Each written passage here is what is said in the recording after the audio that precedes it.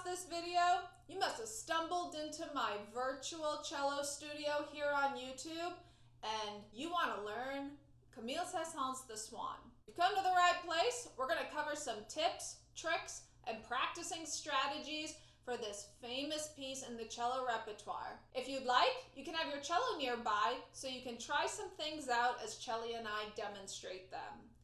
Either way, buckle up. It's time for a cello doll mini lesson. So, those are some very key strategies for the bow. Now we're going to move on to the next challenge, intonation and larger shifts.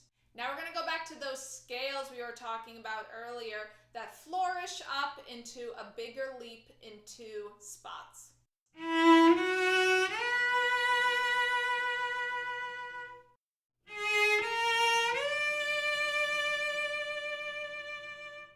Now for this exercise, I like to use a trick from one of my past dear mentors, Mr. Peter Howard. This trick involves you finding a connecting note between your first hand shape and your destination hand shape that will be very easy for you to tune and ensure that you have found your way to the right spot. A little nickname I like to give it is adding a ghost note. A note that is in between both of the zones that is eventually going to be taken away in the real piece, but right now we're temporarily adding it in.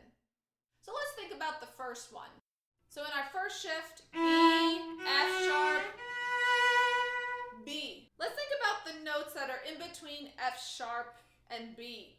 If I go up a half step, right next door we have G, A, B.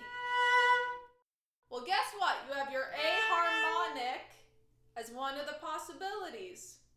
So I would add in an A harmonic with second finger.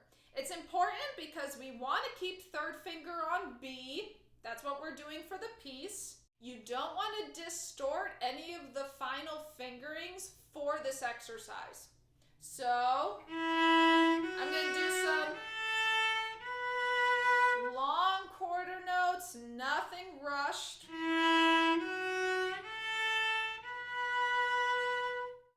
You do that a couple times and you get comfortable. Now let's slur the A into the B.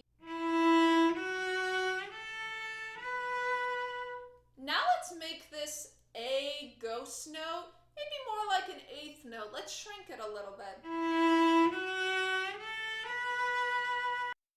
R2 is still going to be thinking about that A harmonic spot when we try to put it back in with the shift. Still going to go there, but 3's in front of it playing the B. So you see R2 is still taking this placeholder into consideration, and if the A is correct and we have a healthy whole step, the B will be correct as well. Now let's make it really extra tiny like a grace note.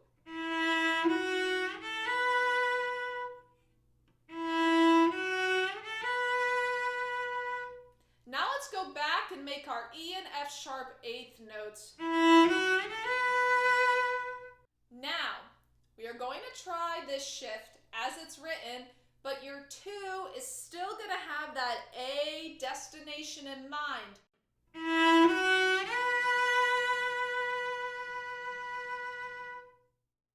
Now, keep in mind, you will have to repeat this exercise a few times day to day.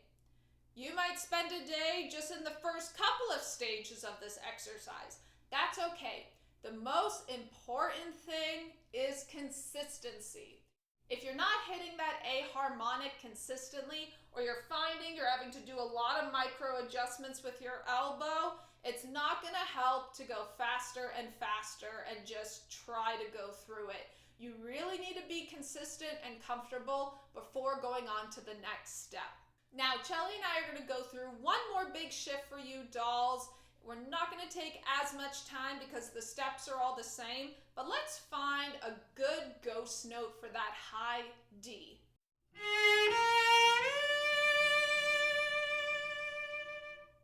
So in between A sharp to D, we have a C sharp and a B. Unfortunately, we don't have a harmonic this time to help us out, but we also have something that is pretty darn accurate as well. and that is a half-step neighbor.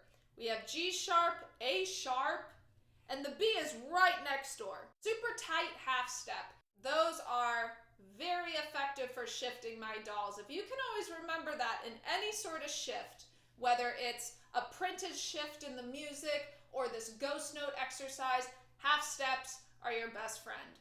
So you would add in the B, and I do want to think about the C sharp as well, so I can have a good whole step, half step, so I know my D is nice and consistent. But in relationship to the A sharp, the B is going to be a lot easier to find than the C sharp. Going from A sharp to C sharp, it's not as clear cut where that is spatially. So again, half steps are your friend. They're much easier to find as a neighboring note. So the exercise we did previously for E, F sharp, B, you would do the same exact steps for the large shift of G sharp, A sharp, and B.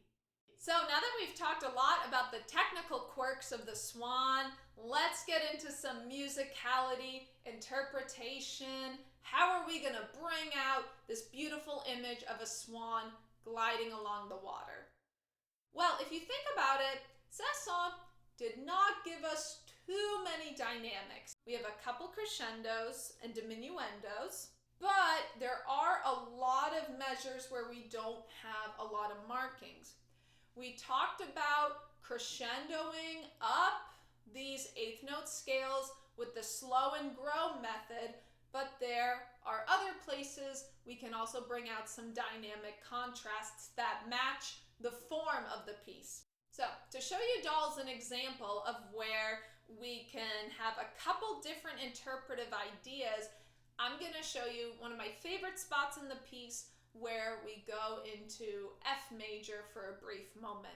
Now keep in mind the piece is in E minor, so to have a major harmony that is a little brighter and happier is a pretty significant change in a minor key. So the spot I am talking about is measure 12, which is the second half of one of our phrases.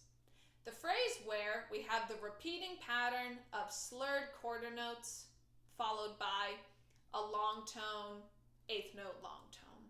Now to hear this contrast, let's go back to bar 10, where we have pitches that we would expect to see in our key of E minor.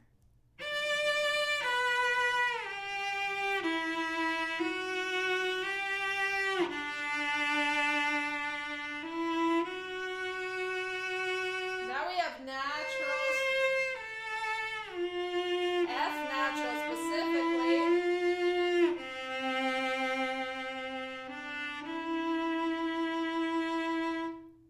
And that is a very different flavor from what we were hearing before.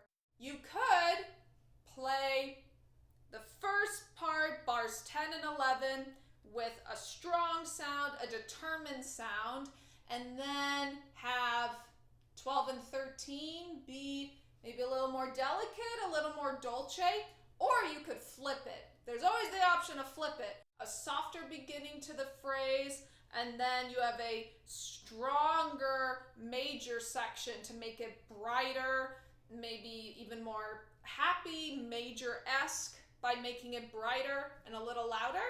So Jelly and I are going to play both, and you see what you think.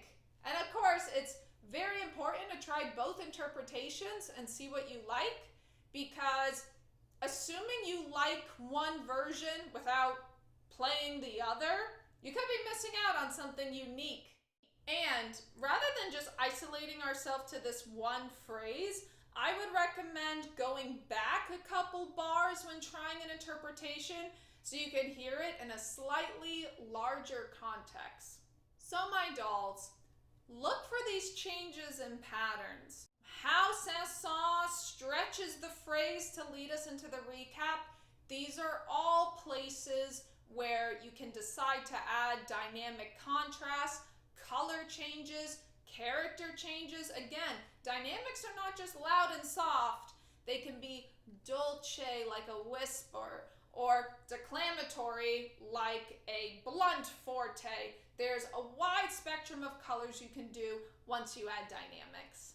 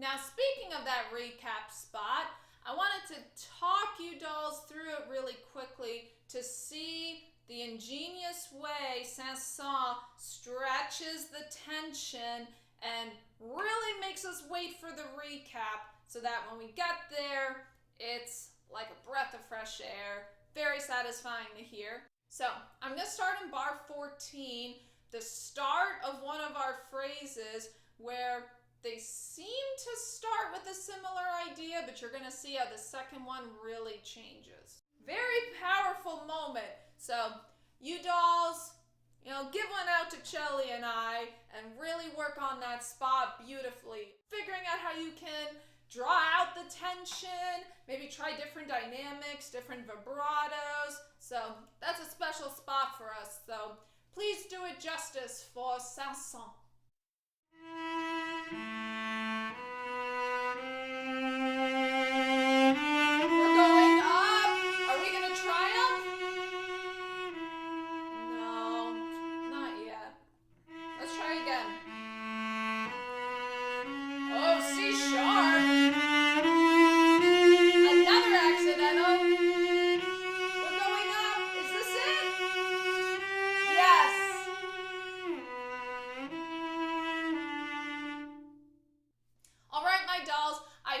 Enjoyed this mini lesson on Saint-Saëns the Swan, and that you learned some new tricks and exercises, strategies that you can go off in your practice room and use. Please be sure to give this video a thumbs up, a like, and subscribe to the Cello Doll YouTube channel, especially hitting that bell icon so you don't miss a future video. If you want to go above and beyond, I am on Patreon, where you will be getting exclusive access to content, discounted lessons, MP3 downloads, and more. There are a lot of fun things to check out in the video description, so be sure to look at it before you head out today. All right, my dolls, once again, I'm the Cello Doll. You can find me here on YouTube, as well as Instagram, Facebook, and TikTok. And as always, my dolls, happy practicing. Bye!